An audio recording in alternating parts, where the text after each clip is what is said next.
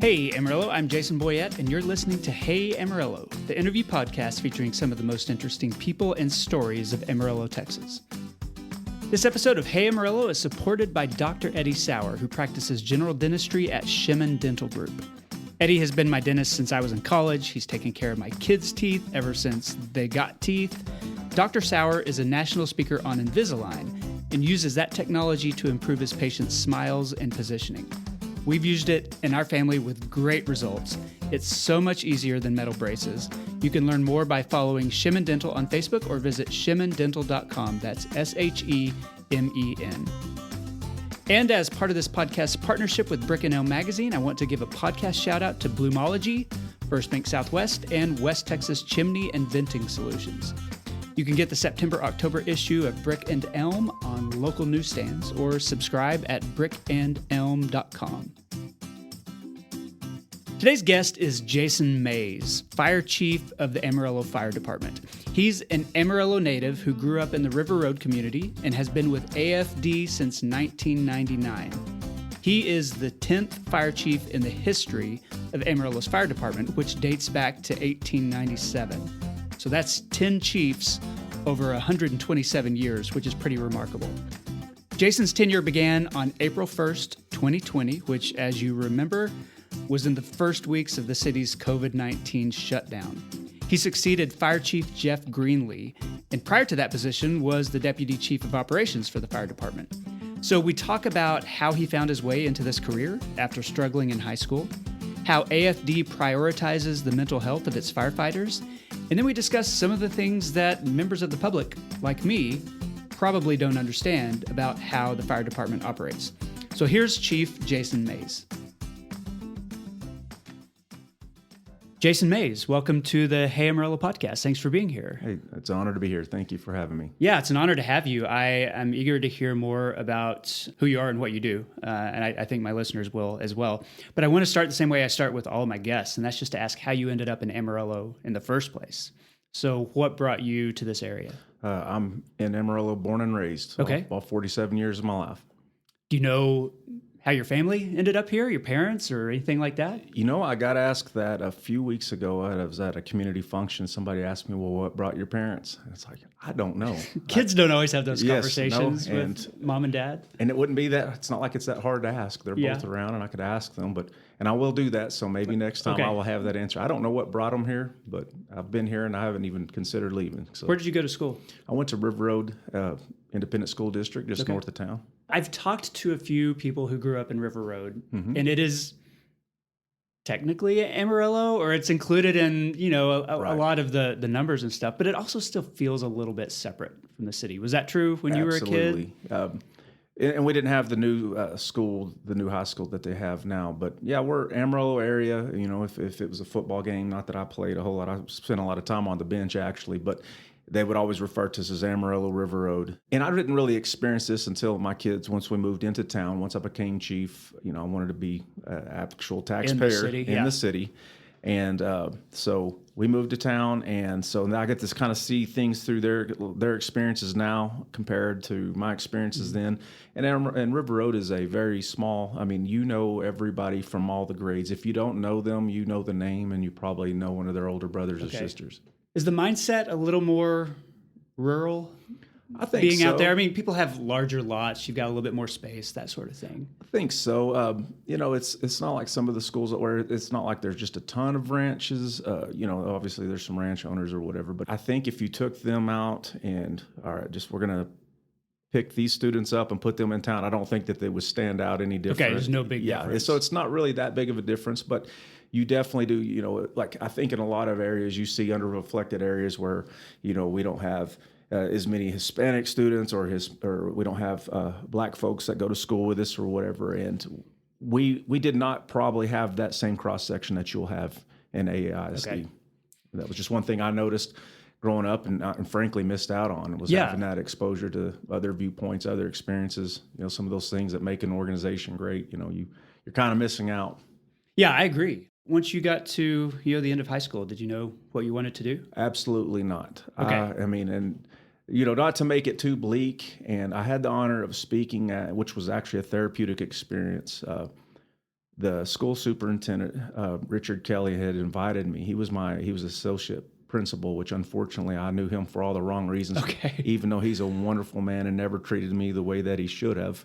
At that point in time, I think I wanted to fit in. I wanted some sort of an identity. In a lot of ways, I achieved that through the wrong, more of a notoriety in a negative way. Okay. I didn't have I was probably borderline dyslexic, and and if I ran into an obstacle learning, I would get frustrated, fold my hands, and just decide, I guess I'll just be disruptive. And I really did.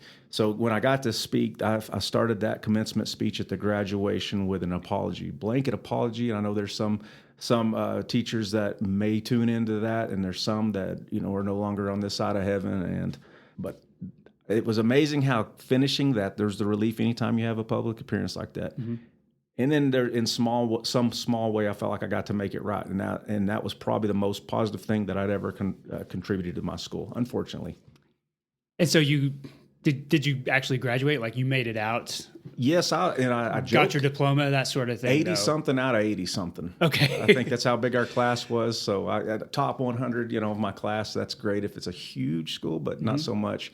But honestly, I was lucky to get by. If I had to deal with me coming into the office and I was superintendent or the principal, I'd have been looking way to let's ship him somewhere else. Okay. That was how disruptive I was. Was college on your radar at all, like AC or anything like that? And the only thing that I ever felt like got my attention for a little bit was, I sang in choir. I didn't know how to read music or anything like that. So music's always been kind of a getaway, like it is for so many people. And art class, I'd always been sort of creative and, nothing outstanding, but I could draw and I, do a little painting. And I don't know what it was I think I could get away in that little moment. And when I was in class, and my teacher, Miss Fabian, she actually entered some of the assignments into a little contest, and Amarillo College gave me a $500 scholarship. And so that at least provided a little glimmer of hope. And I went for one semester full-time to Amarillo College to pursue a commercial art degree. Okay. And on the other side of that all adding all the rules to something that I did for recreation, really, It's like I'm done. And it really burnt me out on that. And some of the class, I did have to drop one of my classes, not because of the content. It was American history. I love American history, but I couldn't understand. I didn't have the comprehensive ability to understand the wording on how my teachers would ask the questions, it was too complicated for my mind. I didn't understand what she's asking. If she would have put it in plain English or at least dumb it down for me, I would have been able to answer those American history questions. Yeah. So at that point, I think I was getting ready to figure out, all right, well, what classes that are remaining on that 2-year associate's degree, what will I do? And then my stepdad, who happened to be a firefighter at Pantex, come home one day and asked me, what do you think about joining the fire academy? And I don't know why that never dawned on me to ask him. Firefighters, whether you wanted to be one or it did, it grew out of that when you hit 6. Every little boy thinks it's a cool job. I don't know why that didn't dawn on me to ask. Mike is his name. And what do I got to do what you do? But when he asked me, and so I joined EMT to get the emergency medical technician basic certificate. That next summer, I enrolled in that. And then the next January, I enrolled in the Amarillo College Fire Academy, and that was 96, finished in 97. And it took me 3 times to get on with Amarillo Fire Department. There's a civil service 100-question multiple choice. Yeah, I was going to say, could you handle that sort of questioning, or was that even a stretch for you? When they were asking a bunch of, the test was for material from these 3 books. One was airport rescue firefighting, since we do have an airport fire station out there. One was for EMS, or emergency medical services, and then the other was firefighter essentials. It was just think of it as the Bible for fire service techniques and concepts and things like that. And so once I finally bought that 3rd book, I actually, that was the only test I've ever come out number 1 on that list, and haven't done it since. All the promotional tests are taken the same way, from driver, lieutenant, captain, district chief on up. You get the job, you have to keep taking tests. That's it.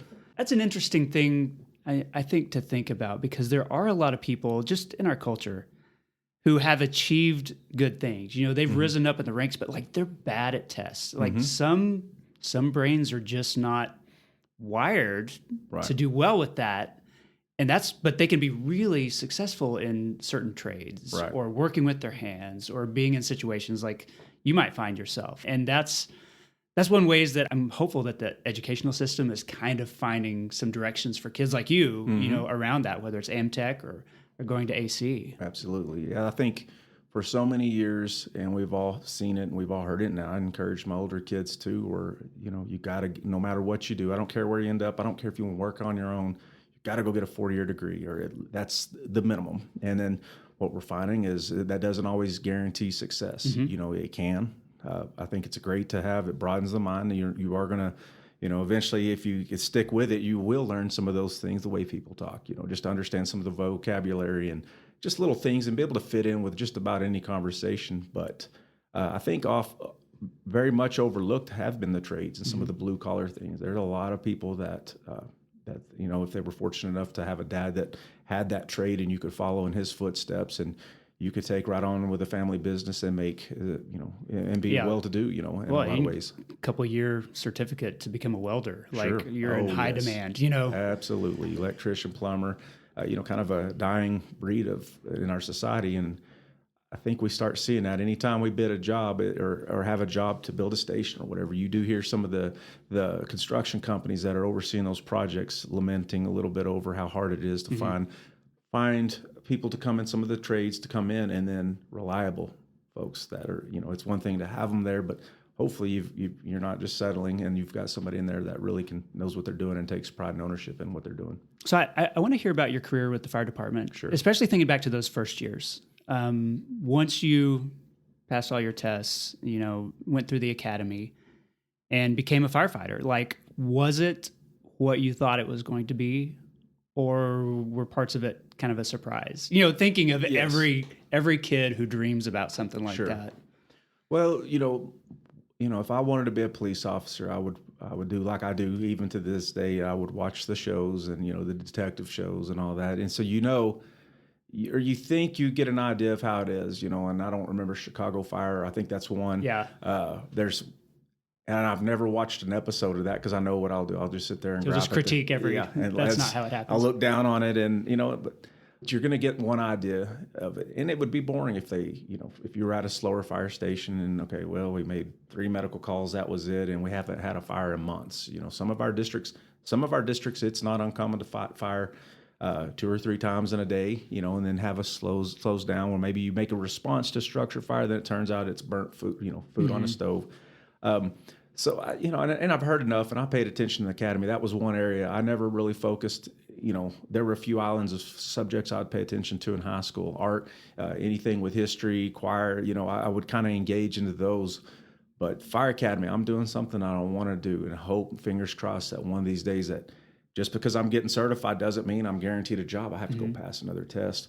But I listed enough in there to the instructors who were AFD firefighters and firefighters from local departments to say it's not what you think. I mean, it can be. You can have some of those shifts that are kind of like this right here. These shifts like this is what they would want to be here to film if they were trying to recreate and make this glamorous profession. So yeah, a lot more medical calls than I thought. We're firefighter in name only. If we wouldn't be called that if it was what you do most of the time. You're often workers. First responders on the scene of an accident, that sort of thing. 60 to 70% of the Amarillo Fire Department's responses are to, or 15,000 were last year were to medical calls. Yeah, 911 calls, all that kind of stuff. Absolutely. So, it's not quite. So then you've got that. Okay, what's going to be what is my day going to consist of, or a 24-hour shift for the firefighters that are riding the trucks? It's a 24-hour shift. It's going to be medical calls, a lot of training. I didn't really understand at the time, but how much cleanup. I'm going to be a glorified housekeeper as far as we scrub the toilets. When you're the rookie, you're scrubbing the toilets, you're buying ice cream. If there's some work to be done, you've got to develop a sixth sense that if I'm at my desk studying for my next test that I have to pass to keep my job, I better be able to hear the sound through all the walls, the sound of a water hose being sprayed on a fire truck. That means work's being done, and I've got to develop that spidey sense to get out there. If not, you'll get nicknames. They'll call you Blister. You show up. You don't want to be the one who's sitting at a desk when everybody else is doing the labor. And then so those are some of the more comical, just the day-to-day things. And then the one thing that I really wasn't anticipated or never crossed my mind, and it never does unless somebody brings that up, is the impact of having a continually for disrupted sleep pattern, and the challenges that that gives you for challenges with mental health, anxiety, depression, and so then that, which brings me into the downside of the job, is when you make those calls. The worst thing, I always wanted to know, how would I handle seeing what you sometimes see, Right. in a car wreck or a shooting or or even just having to do CPR on somebody's grandmother with crying relatives to the side. They do take a toll, and that's sort of become a passion with me, is the mental health of my firefighters that ride the truck for 24 hours at a time. Because you can't really teach that in a class. No. Like, you can't prepare somebody for that. And not everybody just constitutionally is able to handle that kind of stuff. And if they are, like, maybe you wonder about them, because it is, there is a mental toll on it. And we do see that. See, one thing that changes, one drastic difference from whenever I was training to be a firefighter, is I went there at Amarillo College Fire Academy. We used to hire, AFD used to hire certified firefighters. So when you come through that door, job interview, you already knew how to be a firefighter. Okay. Now we just took the entrance exam to our 4th Fire Academy. So now we hire people essentially off the street, put them through EMT basic, we put them through the state fire cert, and then we put them on a truck. And then they've got that whole time from the time they start, 16 months or 18 months of a probationary period. And it's not uncommon where, okay, we go through EMT, great. They even make, they respond to some emergencies while they're clinical hours on an ambulance or in an ER. And that's somewhat clinical settings. But when you get on that fire truck and you see some of the things that you see, it is not uncommon ever so often to have somebody say, I was not prepared for this. Yeah. And you hope that they have a few minor calls, stressful, but yet not just that one call that just hits you right in the heart. And we've had some, unfortunately, that do. They right out of the gate make that terrible call with a fatality with a child, and especially if they've got a child that's that same age at home. That really knocks the wind out of you, and you'll do a lot of reflecting. Sometimes that person will stick around, and then next thing you know, that mental baggage, and it's almost like that rucksack on their back where they're throwing rocks in the back of that. And after a while, they get to where they just can't carry it anymore. And a lot of time you'll see a premature resignation or out of the blue. And do you talk about that? At your level, when you're thinking about the personnel, and you're thinking about, okay, what kind of how heavy are these rocks getting? Do we need to talk about PTSD? Do we need to talk about coping mechanisms, or provide, a therapist or somebody to talk to? Like, how do you address that from an administrative or institutional kind of level? We start out, I believe now, that we have that ownership and we have our own academy. Those things are introduced. It is, you are going to see some things. And, and I think it's this way everywhere, from military and paramilitary organizations like the fire department, the police, the police department. Used to, it was suck it up. Yeah. Rub some dirt on it, walk it off. Exactly. And now it's like, it's okay to not be okay. But one thing I can't have you do, and it just takes vulnerability, and it takes vulnerability from leaders to say, hey, if I'm messed up, if you're messed up, I've been messed up too, because I've, since being fire chief, I've had X amount of counseling sessions, some for my marriage, some for me, some for EMDR, which, I can barely explain, but but it's an effective therapy. And I don't tell them that to gain pity. I just want to know if I can get out there and say, this is what I've been through. And, then if that makes me messed up, then I guess it's okay for you to be messed up, and we'll, share that stuff. You have to lead by example. Sure. You don't want, other firefighters not doing that because they think they might be viewed as weak. And that's what the studies show, is that's the third, one of the third or fourth concerns and reasons that firefighters give for why they didn't come forward until a rock bottom incident, either get in trouble with the law, positive drug screen, or whatever it is, marriage coping falls apart. mechanisms. Absolutely. And a lot of times but when they ask them, why didn't you say something?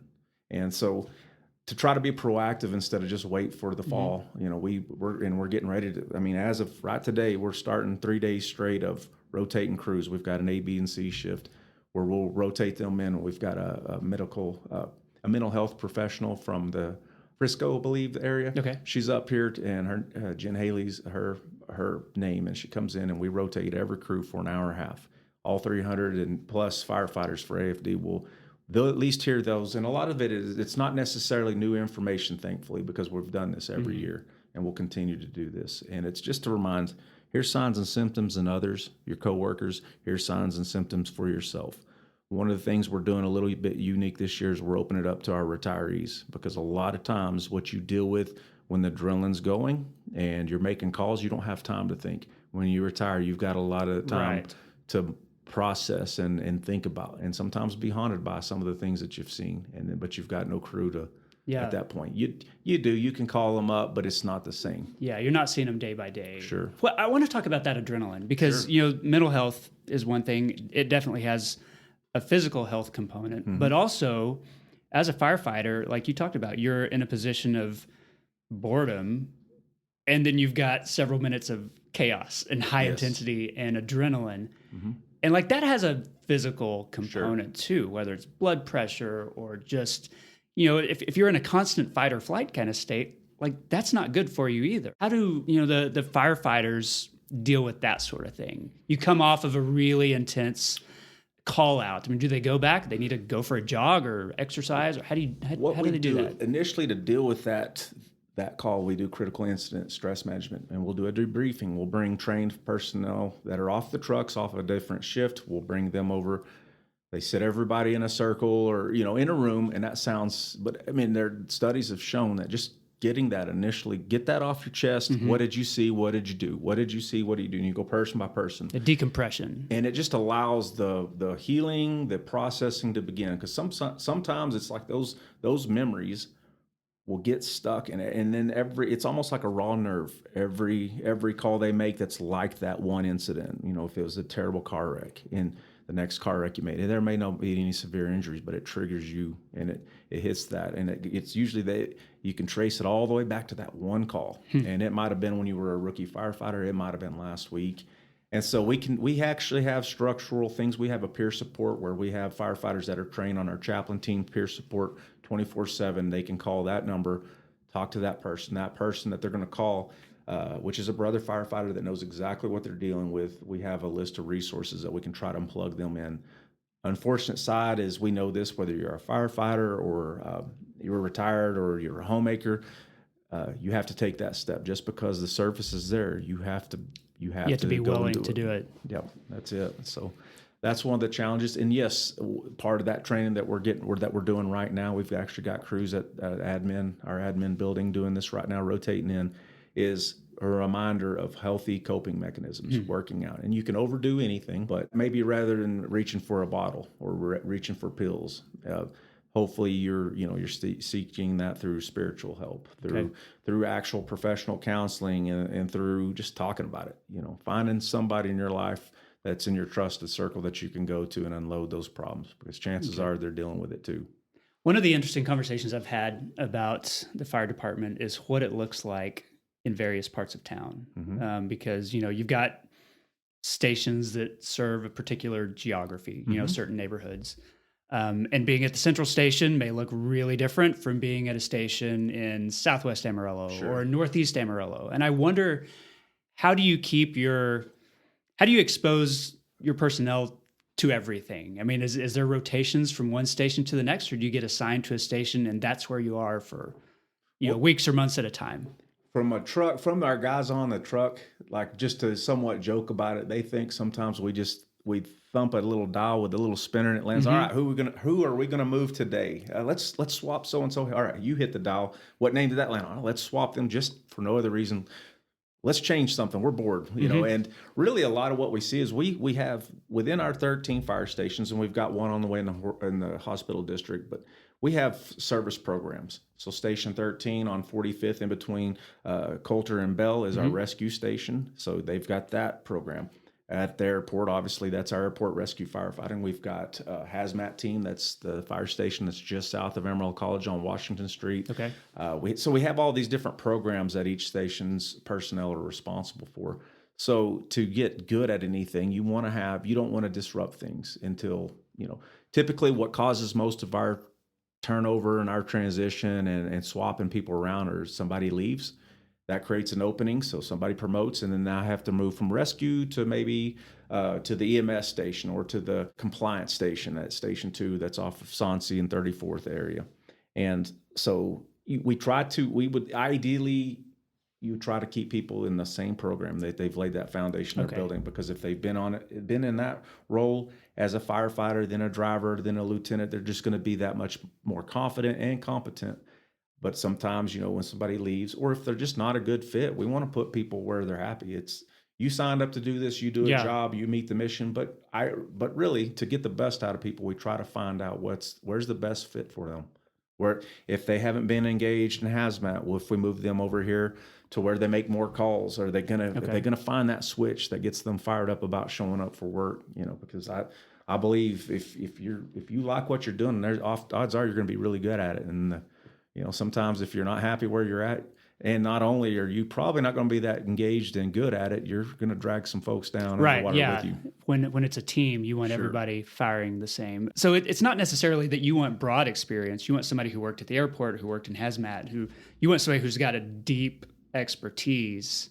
Sure. Because those are really the most valuable firefighters, right, when that situation comes up. I look at them as force multipliers. If that person's the expert, you don't have to necessarily, you can and should send them off to go out of town to do schools and things like that. But when you have that subject matter expert in-house and that's experience, that's seen it all, done it all, more or less, you just want to send people over there so that they'll just rub off on them and they'll have that same fire. And if they go in there and it's not necessarily the good fit, and they go into a different program, the time that they spent with that motivated individual, regardless of what they're doing day to day and within that program, their whole attitude and outlook, you're going to get that much more from that employee. And so just the way as things happen, we do have that transition, that turnover, people resign, people retire, and you have those openings. So you're going to have some, and it is good to be exposed to various programs, but it's also good if they did come up through rescue program. Okay.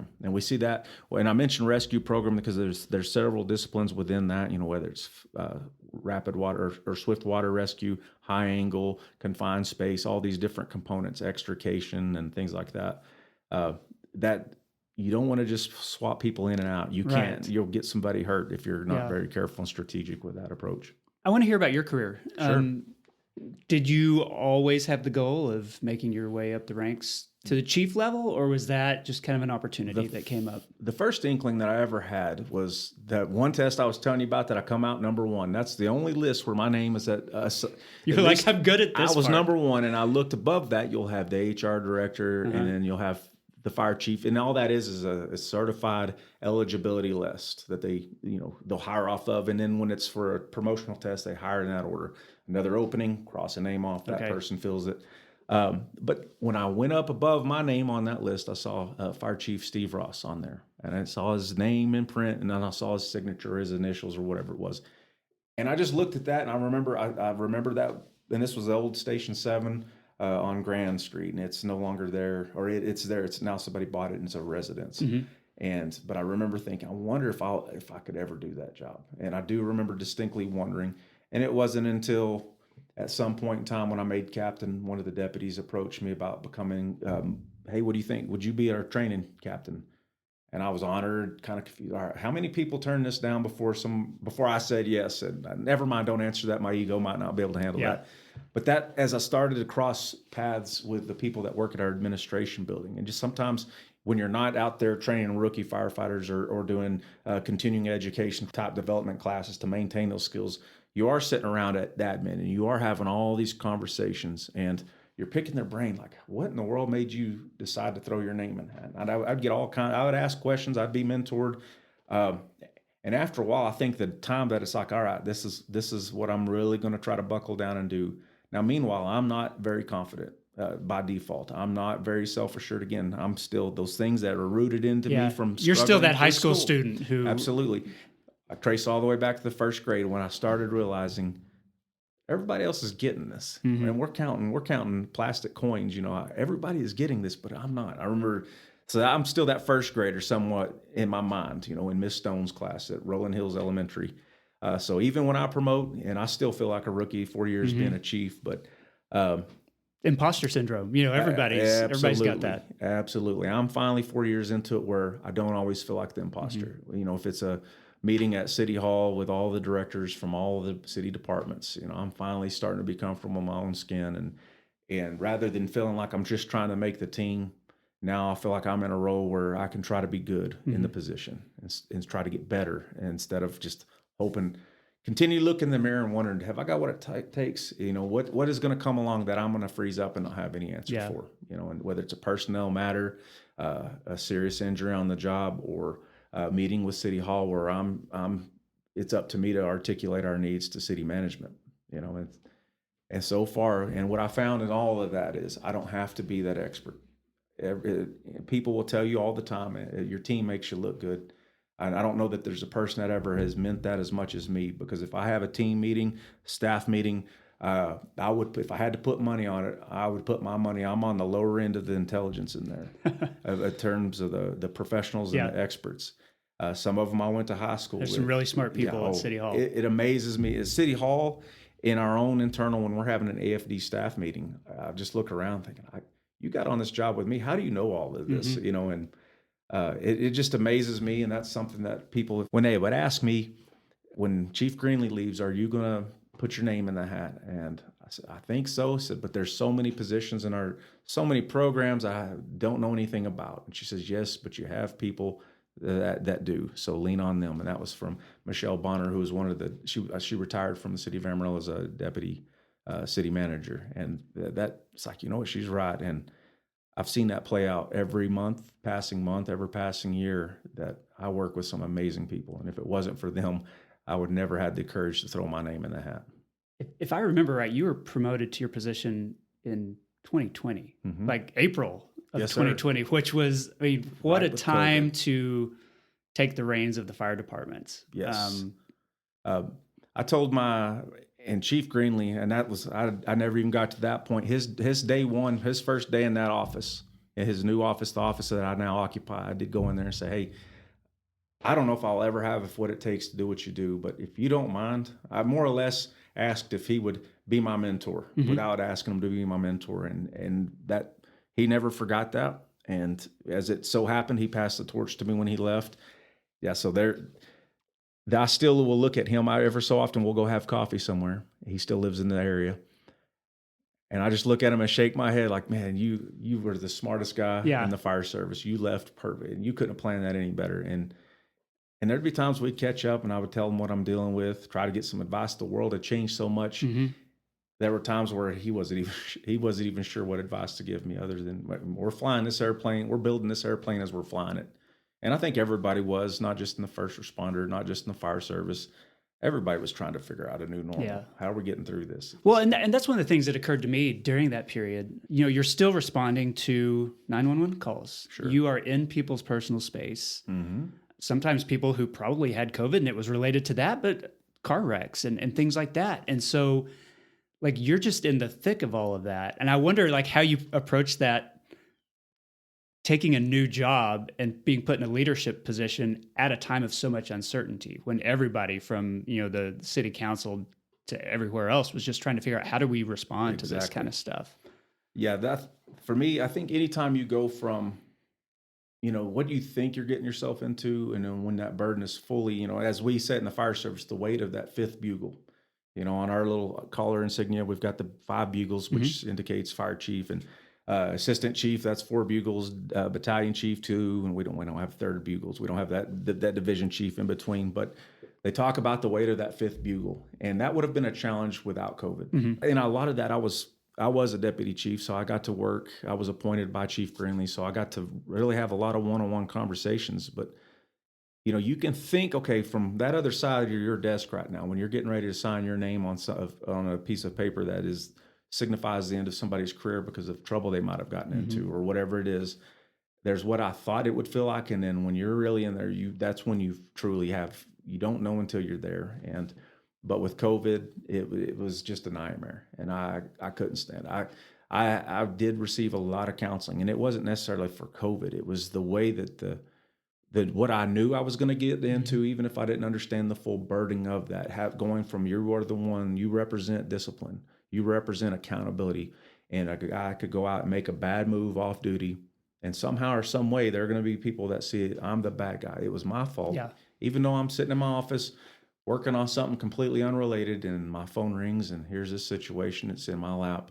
But yes, with COVID, that was just, you know, we've got a mission, and that's to protect our community by providing the highest quality of compassionate and professional services. And how do you do that when you're supposed to be 6 feet from everyone? Yeah. And how do you do that when your second home is a fire station, and yet you're supposed to be 6 feet from everyone? You're supposed to be masked, paper gowns when you go inside these buildings that rip as soon as you get it straightened out. But if they don't have that, and somebody tests positive when they're doing contact tracing, anybody that didn't meet that criteria was quarantined for 24 days at that time. And so therefore, while we had 60 firefighters just juggling people then. Right.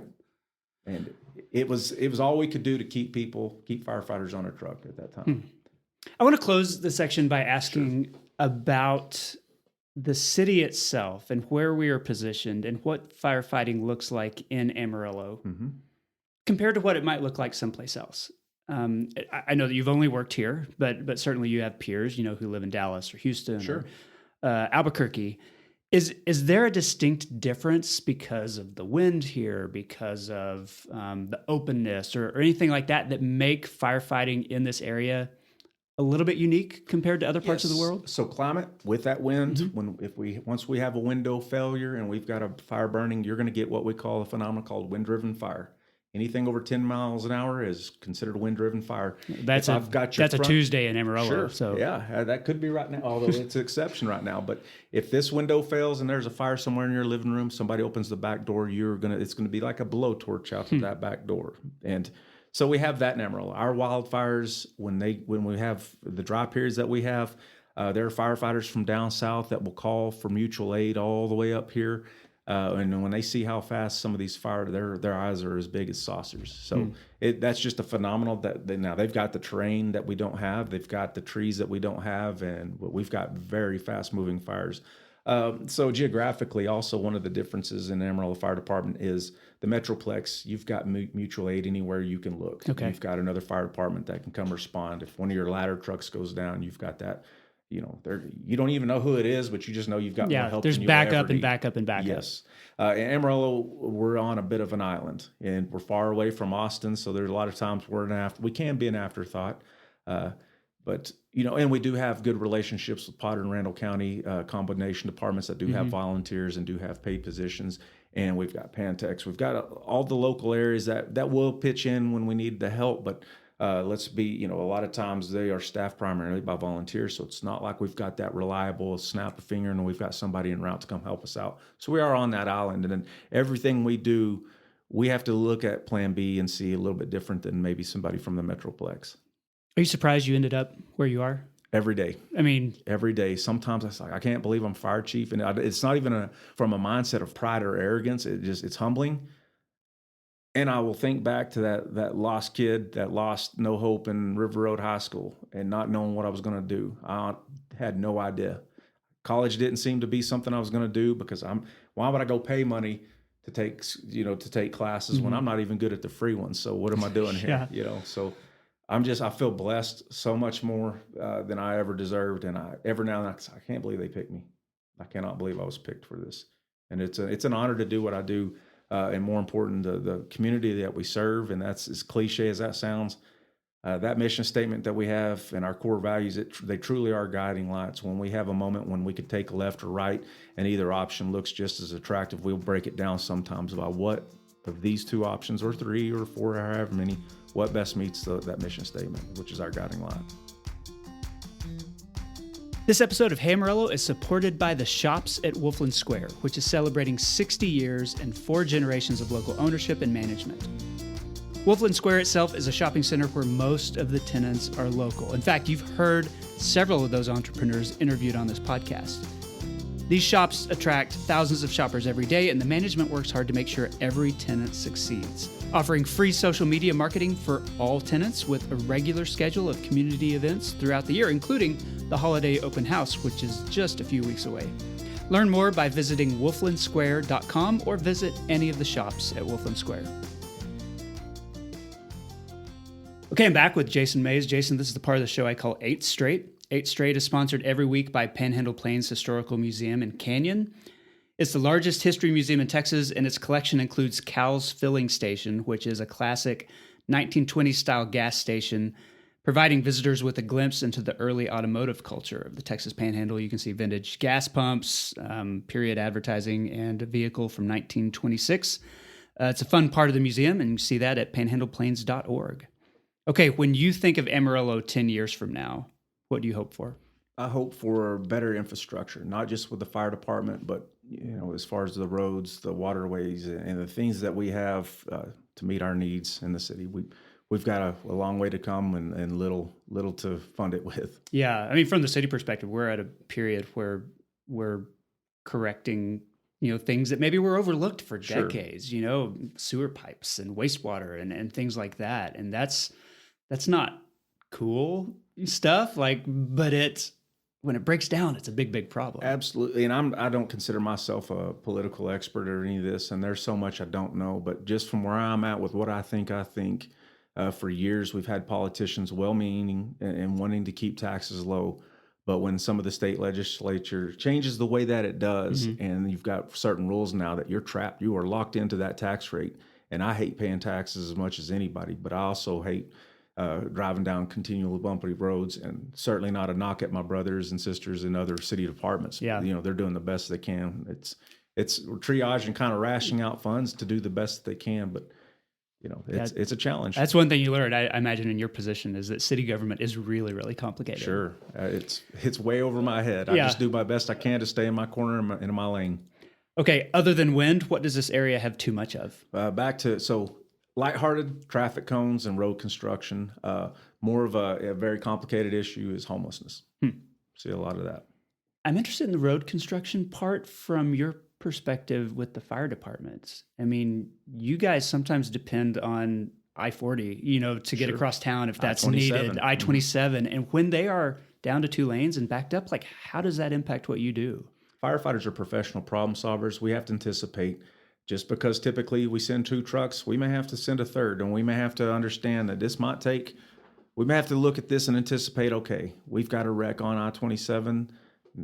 Even though they're coming from the right direction, that doesn't mean that the traffic can move and get out of the way, especially if we've got lanes closed and concrete dividers that are blocking the lane they're working on. It just sometimes it just creates that sense of urgency, and you're almost holding your breath wanting to get there so that you can make the problem go away or you can help solve the issue. So when, like they say with law enforcement, sometimes when seconds count, sometimes we're minutes away. And then when that minute is added to because of road construction or whatever it is that we're dealing with, we do feel like our mission is suffering. So, yeah. I mean, it raises my blood pressure to sit in it. I can't imagine being driving an engine trying to get to an accident. You just have to shut the lights and sirens down. At this point, we're going to cause more trouble. Radio to dispatch and let them know we're going to need to send another unit from another location. We're stuck in traffic. What does this area not have enough of? This area, and this will be focused from firefighter. As a fire chief, there are not enough mental health providers that are trained to deal with first responders. Okay. And so I wish, and if somehow, some way this seed that I'm throwing out here catches in the wind, and I would hope somebody maybe that hears this, that is in that field, you just never know what a seed thrown in the air, where it lands and what grows from it. But I would love to see where we don't have to send somebody to Maryland for specific counseling. And we've had to do that on 2 occasions. That's a really interesting answer. I've been working on a feature for our magazine about mental health in the Panhandle. And one of the things I hear is that there's a real gender divide, that men are less likely to seek it out. Mm-hmm. And there are fewer male providers. Sure. And in a situation like the fire department, where you've got, the majority of your personnel are probably still men, that kind of fits within all of those things. Sure. There aren't the number of providers, there's still a stigma attached to it. There's a hesitancy. And so in all respects, you're trying to move beyond that. Sure, and we do have EAP, the Employee Assistance Program that that provides counsel, but they're typically dealing with, and I don't ever want to trivialize somebody's trauma or whatever they dealt with as a child, but you've got somebody that experienced, like everybody, you've got your challenges, the obstacles you had to overcome, and then now you're seeing on a continual basis, and you're doing all of this, burning both candles, the candle at both ends from not getting enough sleep, which if you suffer from sleep, everything else, some of those mental, like again, anxiety, depression, all these different things, those are exponentially worse if you're sleep deprived. And so it's a challenge. What's your favorite local neighborhood? Local neighborhood would probably be, when I look in some of the memories, again, sometimes it was me being ornery, but Rolling Hills community north of town. I spent a lot of time. I lived north of that. There wasn't really what you would call a community. It was out there, quarter mile from the dead end of Northwestern Street. But I had some friends that they were the Bernard brothers. They had an older brother, Chance, and then Terrence and Shane. They do body work here in town. But we just had some honored times, sometimes riding go-karts. There was a little firing range we would go to. A little more freedom outside the city limits. Absolutely. And yeah, we would just kind of hang out, and a lot of laughter. And again, some moments of causing trouble, being ornery. Okay. Well, we don't have to talk about those. Yes, sir. What's your favorite Amarillo area restaurant? Tyler's Barbecue. Okay. Yep. I love barbecue, and there's a lot of good barbecue around, but we've always enjoyed taking office trips, go to lunch to Tyler's, and they're always glad to see us. So. That's one of the signs that you're at a good establishment is if you see a bunch of cops or a bunch of fire department personnel show up there, because you're there a lot. I mean, and some of us really know what we look like. We know what we're doing. Yeah. Some big guys. What's the most underrated aspect of living in the Panhandle? Well, we saw this play out with the flooding. We saw this play out with the fires in our area in the Panhandle, is the way that you will find people were more likely to wave at you, not just that middle finger or whatever, but especially in times of trouble, in times of disaster, you see people pull together at a rate that's a lot faster a lot of times than you will in some areas, as I'm guessing. I haven't lived anywhere but here, but I always hear that observation from people that are kind of new to the area, the way that the Panhandle spirit, or just that neighborly approach to people. All right. What's your favorite local nonprofit? 100 Club of the Texas Panhandle. Okay. They are great. They've been able to expand due to generous donations, and it's not just to Amarillo Fire Department, Amarillo Police Department. They've grown from Potter and Randall County now to all 26 counties of the Panhandle, and they've done some amazing things to some disastrous and times of tragedy. They've been kind of sounds corny, but a ray of sunshine in a very dark time for a lot of families. I know, especially, since the wildfires and a lot of the devastation there, they've just had so many opportunities, not only with people needing to provide the services that they provide, but also just the awareness and people making donations to the 100 Club, and seeing the value of it. They're led by a wonderful person. Suzanne Talley's amazing. She's been on the podcast before. Okay, it doesn't surprise me. She's amazing. And she's got a heart to serve. Okay, last question. When was the last time you visited the Big Texan?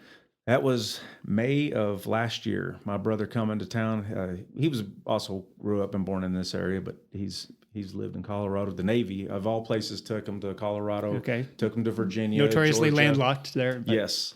Yeah, I don't know. I don't understand. That's never made sense to me, the Navy in Colorado. But anyway, he's been all over the place. So he had brought his fiance to this area. And of course, you're going to go to the Big Texan. And we went and hung out, and some people will look at it as a tourist trap. I have a good time every time I go to the Big Texan, so I'm not going to throw rocks at the Big Texan. All right. Well, that concludes the 8 straight questions. I like to close by asking my guests to endorse something. So what's one thing you would like local people to know about or to experience? I'll go back to my observation about the lack of mental health for first responders in this area. We had a wing. The pavilion used to have a wing for that, for first responders and military, that were specifically geared towards the things that they're going to deal with. And for whatever reason, and I'm certainly not criticizing, I would just, as a leader of a first responder organization, I would just love to see something happen in this area.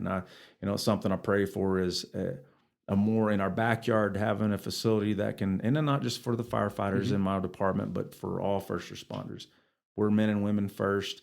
We're husbands and wives first. We're dads and moms first. And we can't, if we're good at doing those jobs at home, then we're going to be better on the trucks and whatever we're responding out of, and vice versa. If we're happy at work, hopefully we don't bring work home when we're dealing with You don't want to bring distractions to the job, for sure.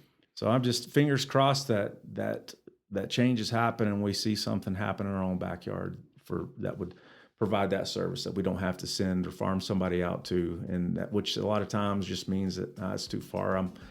I'll just keep doing what I've been doing, and that doesn't always work out. All right, Jason Mays, thank you so much for being on the podcast. Hey, thank you for having me. It's been an honor and been fun. Good. And that concludes the episode. I want to say thanks to Fire Chief Mays for the interview. You can learn more about the fire department by visiting fire.amarillo.gov. Thanks also to Shemin Dental, the shops at Wolfland Square, and Panhandle Plains Historical Museum for supporting the podcast. And of course to Angelina Marie for editing every week. Thank you for listening. I really do appreciate it. Hey Amarillo exists on a weekly basis because of listeners like you and because of the local people who support it financially through patreon.com/HeyAmarillo. Hey Amarillo's executive producers include Josh Wood, Wes Reeves, Patrick Burns, Jason Burr, Corey Burns, Katie Linger, Barbara and Jim Witten, and Cindy Graham. This has been episode 374. My name is Jason Boyette, and I'll see you next week.